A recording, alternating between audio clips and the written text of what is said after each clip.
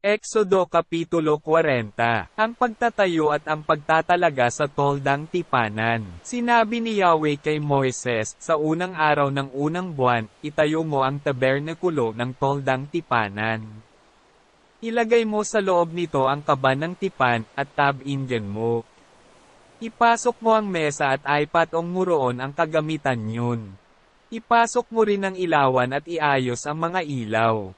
Ang altar na gintong sunugan ng insenso ay ilagay mo sa tapat ng kaba ng tipan at kabitan mo ng tabing ang pintuan nito. Ang altar namang sunugan ng mga handog ay ilagay mo sa harap ng tabernakulo ng toldang tipanan.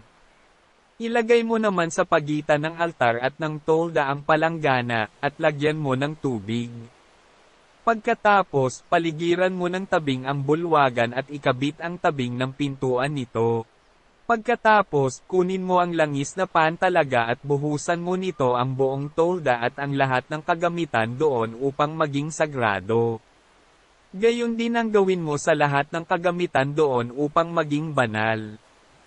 Ito rin ang gawin mo sa altar na sunugan ng mga handog at ang mga kasangkapan nito upang maging ganap na sagrado. Pairan mo ng langis ang palanggana at ang patungan nito upang maging banal din. Si Aaron at ang kanyang mga anak ay dalhin mo sa pintuan ng toldang tipanan at do'y maghugas ayon sa ritual. Pagkatapos, isuot mo kay Aaron ang banal na kasuotan at pairan mo siya ng langis. Sa ganitong paraan mo siya itatalaga sa akin at siya'y maglingkod sa akin bilang pari.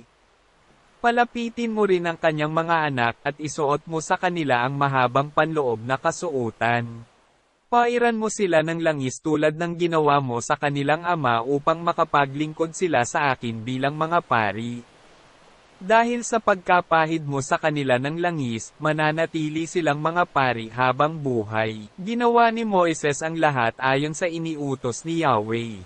Kaya, ang tabernakulo'y itinayo nila noong unang araw ng unang buwan ng ikalawang taon mula nang umalis sila sa Ehipto. Si Moises ang nagtayo ng tabernakulo. Inilagay niya ang mga tuntungan nito, itinayo ang mga balangkas, isinuot sa mga argolya ang mga paalang na balangkas at itinayo ang mga poste.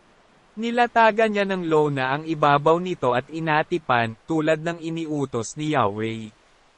Inilagay niya sa loob ng kaba ng tipan ang mga tapyas na batong kinasusulatan ng mga utos. Isinuot sa mga argolya ng kaban ang mga paanan at ipinatong ang luklukan ng awa. Ipinasok niya sa tolda ang kaban ng tipan at tinabingan, ayon sa utos ni Yahweh. Ang mesa ay inilagay niya sa loob ng toldang tipanan, sa may gawing hilaga ng tabernakulo, sa labas ng tabing. Tulad ng utos ni Yahweh, ipinatong niya sa mesa ang tinapay na panghandog. Inilagay niya ang ilawan sa loob ng toldang tipanan, sa gawing timog ng tabernakulo, sa tapat ng mesa at iniayos ang mga ilaw, tulad ng utos ni Yahweh. Inilagay niya sa loob ng toldang tipanan ang altar na ginto, sa harap ng tabing. Dito niya sinunog ang mabangong insenso, tulad ng utos sa kanya ni Yahweh. Ikinabat niya ang tabing sa pintuan ng tabernakulo. Ang altar na sunugan ng mga handog ay inilagay niya sa harap ng pintuan ng toldang tipanan at dito niya inialay ang mga handog na sinusunog at mga handog na pagkaing butil, tulad ng utos ni Yahweh. Inilagay niya ang palanggana sa pagitan ng toldang tipanan at ng altar, at ito'y nilagyan ng tubig.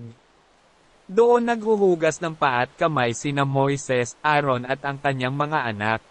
Tuwing papasok sila sa toldang tipanan o lalapit sa altar, naghuhugas sila tulad ng iniutos ni Yahweh kay Moises.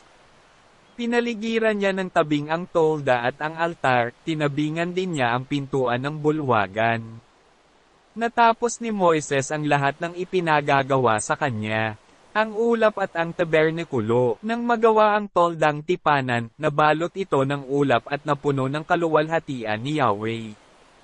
Hindi makapasok si Moises sapagkat nanatili sa loob nito ang ulap at napuspos ito ng kaluwalhatian ni Yahweh. Sa paglalakbay ng mga Israelita, nagpapatuloy lamang sila tuwing tataas ang ulap mula sa tabernakulo. Kapag hindi tumaas ang ulap, hindi sila nagpapatuloy, hanggang hindi tumataas ang ulap, hindi sila lumalakad. Kung araw, ang ulap ng kapangyarihan ni Yahweh ay nasa tapat ng tabernekulo, kung gabi na may ang haliging apoy. Ito'y nasa isang lugar na kitang-kita ng mga Israelita at siya nilang tanglaw sa kanilang paglalakbay.